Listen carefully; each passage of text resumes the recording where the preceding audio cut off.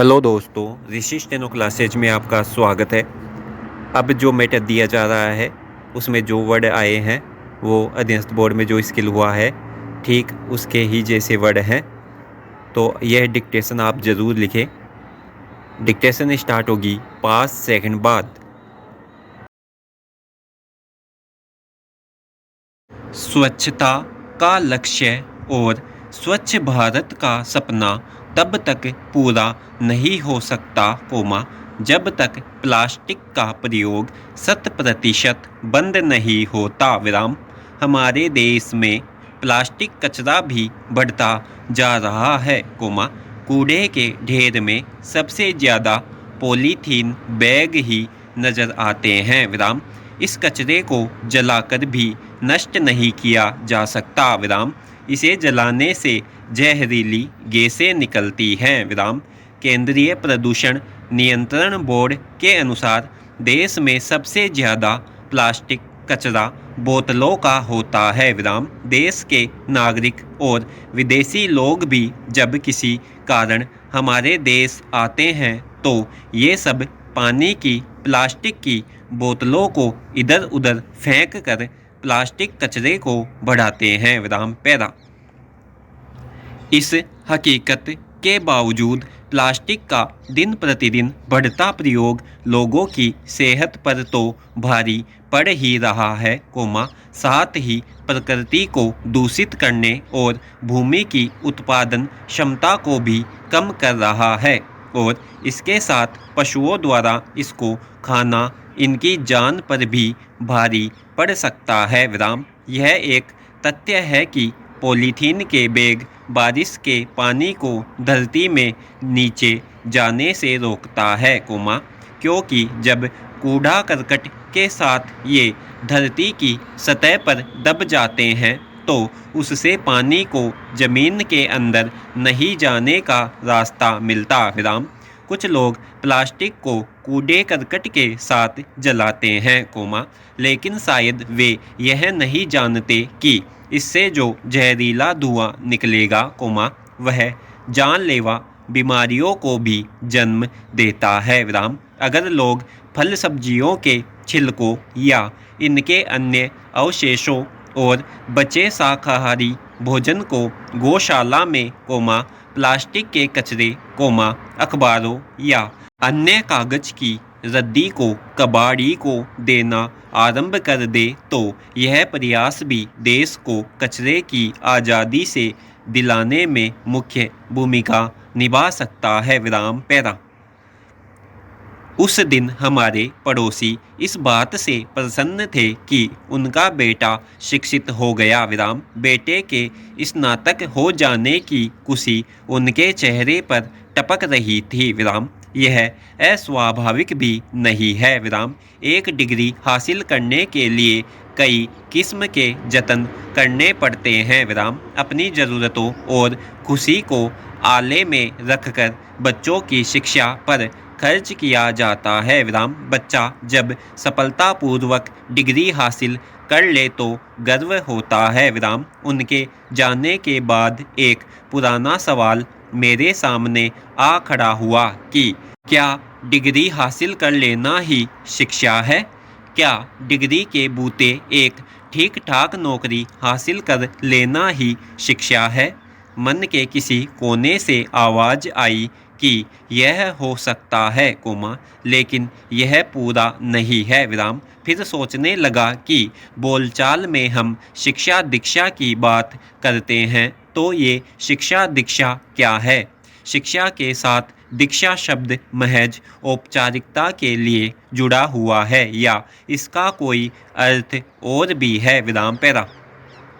जब शिक्षा दीक्षा का अर्थ तलाशने लगा तो पहले शिक्षा दीक्षा का संबंध विच्छेद किया। शिक्षा यानी अक्षर ज्ञान, वह सब कुछ, जो लिखा हो, उसे हम पढ़ सके। एक शिक्षित मनुष्य के संदर्भ में हम यही समझते हैं। शिक्षा को एक तंत्र चलाता है, इसलिए शिक्षा निःशुल्क नहीं होती है।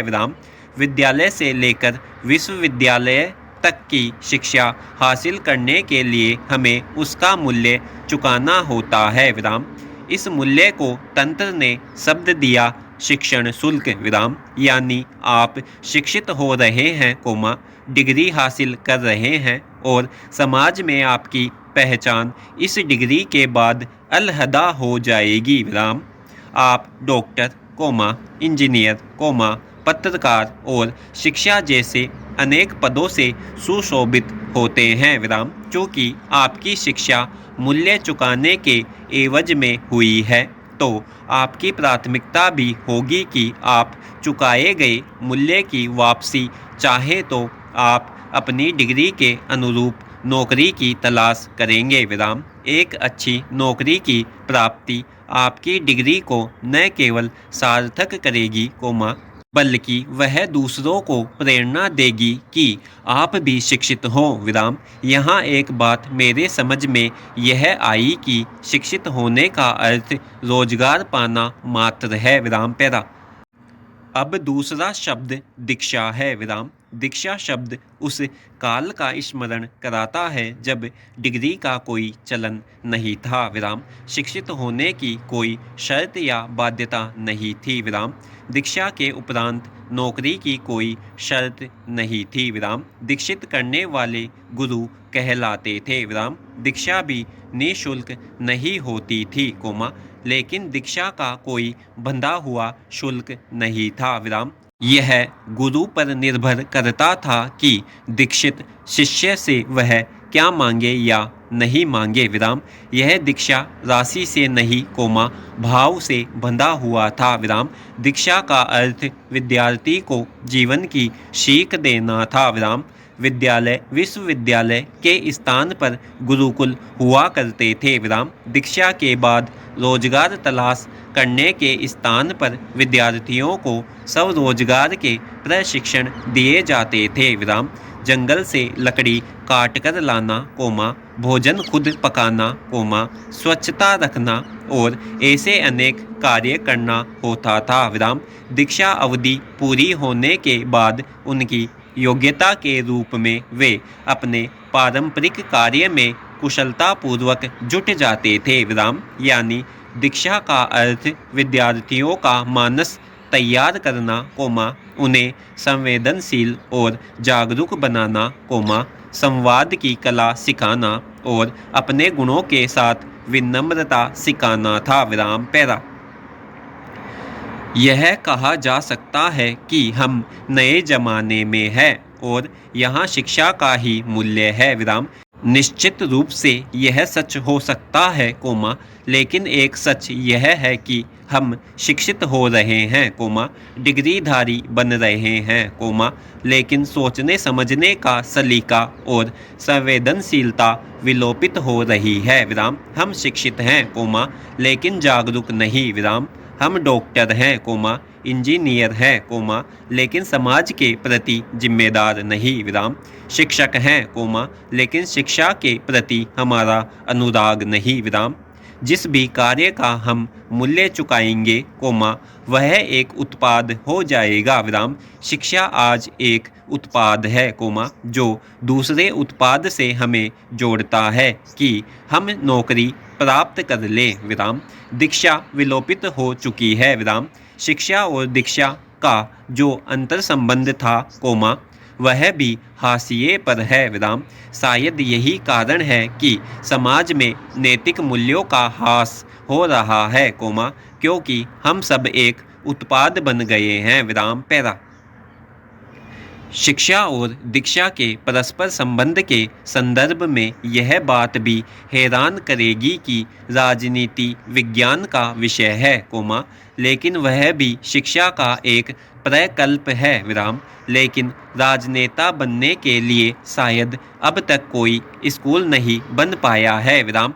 राजनेता बनने के लिए शिक्षित नहीं कोमा, दीक्षित होना पड़ता है विराम। यह एक अलग विषय है कि राजनेता कितना नैतिक या अनैतिक है कोमा, लेकिन उसकी दीक्षा पक्की होती है और एक अल्प शिक्षित भी देश संभालने की क्षमता रखता है विराम। विरासत में उसे राजनीति का ककहरा पढ़ाया गया है विराम वह भीड़ को सम्मोहित करने की क्षमता रखता है और यह कहरा किसी स्कूली कक्षा में नहीं पढ़ाया जा सकता है विराम लेकिन सम्मोहन के बरकस किसी भी तरह की शिक्षा अगर मानवीय संवेदना और सरोकार पैदा करने में नाकाम होती है तो उसका कोई मतलब नहीं है विराम स्टॉप।